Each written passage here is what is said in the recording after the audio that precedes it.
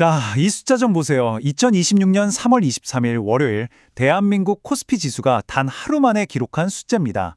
마이너스 6.49%. 이건 정말 역사에 남을 만한 폭락이었죠. 아니, 대체 하루 만에 무슨 일이 있었던 걸까요?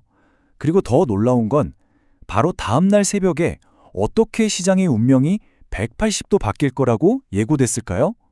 지금부터 그 하루 동안의 드라마를 우리가 함께 따라가 보겠습니다. 자, 먼저 월요일입니다. 정말 기록적인 그야말로 검은 월요일이었죠. 시장에 그냥 공포 그 자체였어요. 월요일 마감 지수를 보면 숫자들이 정말 말이 안 나옵니다. 코스피가 6.49%, 코스닥도 5.56%나 빠졌어요. 근데 여기서 진짜 중요한 포인트가 뭐냐면요. 바로 저 코스피 200입니다. 대형주들이 6.68%, 다른 지수보다 더 크게 무너졌다는 거죠. 이게 뭘 의미하겠어요? 바로 시장의 핵심이 흔들렸다는 강력한 신호, 단서가 되는 겁니다. 그럼 왜 이렇게까지 무너졌냐? 진짜 말 그대로 퍼펙트 스톰이 몰아친 겁니다. 한쪽에서는 중동에서 전쟁 날지도 모른다는 공포가 덮치오고 다른 한쪽에선 환율이 1,510원을 뚫어버리는 거예요. 이건 거의 외환위기급 공포죠. 이 두 개의 거대한 파도가 한 번으로 덮치니까 시장이 버텨내질 못한 겁니다. 그냥 너도나도 던지는 패닉 셀링이 시작된 거죠.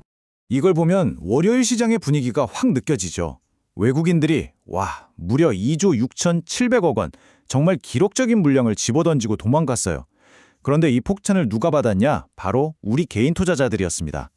2조 2,300억 원 넘게 사들이면서 맞섰죠.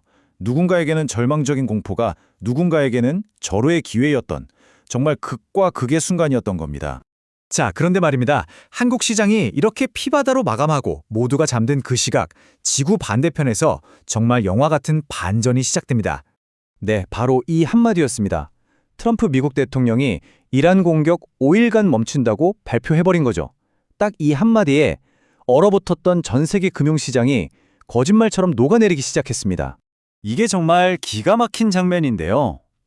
왼쪽 보세요. 한국은 마이너스 6.49% 폭락했죠. 바로 그날 밤 미국 시장은 어땠을까요? 오른쪽을 보면 플러스 1.15% 상승 마감입니다. 같은 3월 23일인데 한쪽은 지옥, 한쪽은 천국이었던 거예요. 이게 바로 디커플링이라는 겁니다. 자, 그럼 시장이 어떻게 반응했는지 볼까요? 정말 재밌어요. 전쟁 나면 가장 먼저 치솟는 게 뭐죠? 유가잖아요. 근데 그 유가가 무려 10% 넘게 폭락했어요. 안전자산이라고 다들 사모았던 금값도 뚝 떨어지고 공포지수라고 불리는 VIX도 바로 안정세를 찾았죠. 한마디로 전쟁 안 나겠네? 하면서 시장이 다시 위험을 감수할 준비를 한 겁니다.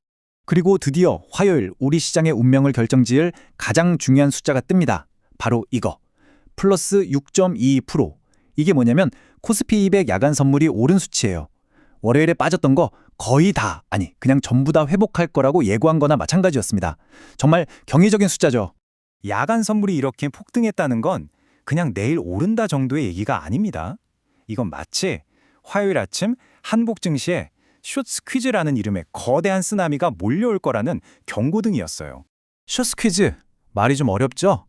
쉽게 말해서 이거예요. 주가 떨어져라 하고 돈을 건 사람들이 있었잖아요. 근데 갑자기 주가가 폭등해버리니까 망했다 하면서 손실을 줄이려고 허겁지겁 주식을 다시 사들이는 거예요. 근데 너도 나도 사려고 달려드니까 어때요? 주가는 더 미친 듯이 오르겠죠? 이게 바로 숏스퀴즈입니다. 쥐어짠다는 뜻이죠. 자, 그럼 이 과정이 어떻게 진행되는지 한번 볼까요? 첫 번째, 월요일에 이제 더 떨어진다 하면서 공매도를 막 칩니다. 그런데 두 번째, 밤사이에 갑자기 트럼프가 깜짝 발표를 하죠. 그럼 세 번째, 아침에 눈 떠보니 주가가 폭등할 것 같으니까 공매도 친 사람들이 패닉에 빠져서 제발 팔아주세요 하면서 주식을 사모으기 시작하는 겁니다. 그럼 마지막 네 번째, 이 매수세가 기름을 붓는 격이 돼서 시장은 더 활활 타오르는 거죠. 월요일에 주식을 팔았던 사람들은 화요일 아침에 완벽하게 덫에 갇혀버린 셈입니다. 자, 그럼 월요일에 판 사람들이 덫에 걸렸다는 건 반대로 우리에겐 엄청난 기회가 될 수 있다는 뜻이겠죠?